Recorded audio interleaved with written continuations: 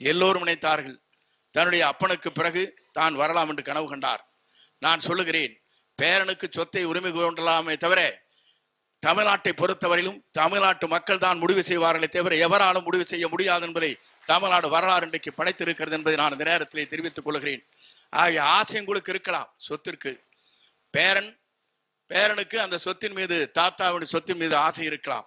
ஆனால் மீண்டும் தாத்தாவை போல வரலாம் என்பது தமிழ்நாட்டில் இருக்கிற மக்கள் தான் முடிவு செய்ய வேண்டுமே தவிர என்றைக்கும் நீங்கள் தமிழ்நாட்டை கால் வைக்க முடியாது, வெற்றி பெற முடியாது என்ற வரலாற்றை தான் தமிழ்நாடு இன்றைக்கு நினைத்துக் கொண்டிருக்கிறது என்பதை நான் இந்த நேரத்திலே தெரிவித்துக் கொள்கிறேன்.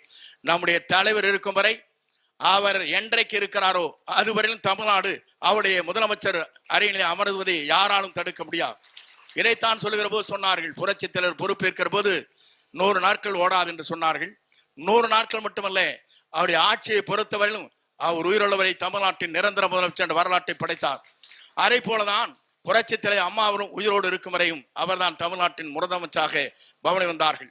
நம்முடைய தமிழக வெற்றி கழகத்துறை தலைவர் தளபதியை பொறுத்தவரையிலும் அவர் இருக்கும் வரை தமிழ்நாட்டின் நிரந்தர முதலமைச்சர் என்ற வரலாற்றை படைக்கிற தலைவராக இன்று பவனி வந்து கொண்டிருக்கிறார். இதை இவர்களால் பொறுத்துக் கொள்ள முடியவில்லை. அதற்காகத்தான் பல்வேறு விமர்சனங்கள் இன்றைக்கு செய்து கொண்டிருக்கிற இவர்களையெல்லாம் மக்கள் அடையாளம் காட்டிக் கொண்டிருக்கிறார்.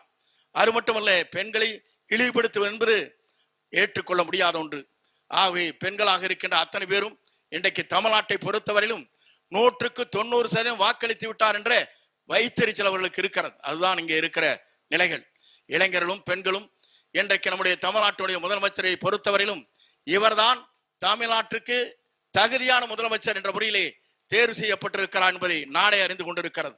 மேலே நாடுகளில் வருகிறது அத்தனை பேரும் வாக்களித்திருக்கிறார் சொன்னால் ஒரு தலைவருக்கு இப்படிப்பட்ட வாக்களிக்கிற வரலாறே தமிழ்நாட்டிலும் கண்டது கிடையாது. அதைத்தான் இங்கே பார்க்கின்ற போது நாம் அத்தனை பேரும் எண்ணி பார்க்கிறோம். இந்திய நாட்டின் வரலாற்றில், தமிழகத்தின் வரலாற்றில் ஒரு மிராக்கல் என்று சொல்வார்களே, அதை போல தமிழ்நாடு உருவாகி இருக்கிறது என்பதை இவர்களால் பொறுத்துக் கொள்ள முடியவில்லை. இவர்களுக்கெல்லாம் ஒரு முற்றுப்புள்ளி வைக்கிற காலம் மிக விரைவிலே இருக்கிறது என்பதை தமிழ்நாட்டு மக்கள் உணர்த்து காட்டுவார் என்பதை மட்டும் நான் நேரத்தை தெரிவித்து, கைது செய்து சரியானதான். கைது செய்யப்பட்டிருப்பது பெண்களை இழிவுபடுத்துவதற்காகத்தான். ஆகிய மக்கள் அத்தனை பேரும் கூர்ந்து கவனித்துக் கொண்டிருக்கிறார்கள்.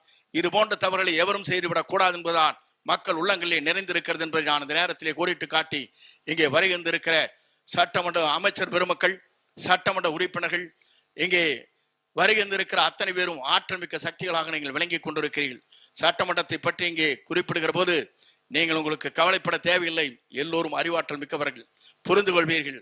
விரைந்து அந்த பணிகளை மேற்கொள்ளக்கூடிய சக்தி வாய்ந்த இளைஞர்களாக இருக்கிறீர்கள். ஆகவே வெற்றி என்பதை நாம் சட்டமன்றத்தில் மட்டுமல்ல நிரூபித்து காட்டுவோம் என்பதை நான் இந்த நேரத்திலே தெரிவித்து, எந்த கேள்விகளாக இருந்தாலும் தங்கு தடையில்லாமல் பதில் சொல்லக்கூடிய அமைச்சர் பெருமக்கள் இங்கே இருக்கிறீர்கள் என்பதை என்னால் காண முடிகிறது. ஆகவே இளைஞராக இருக்கிற நீங்கள்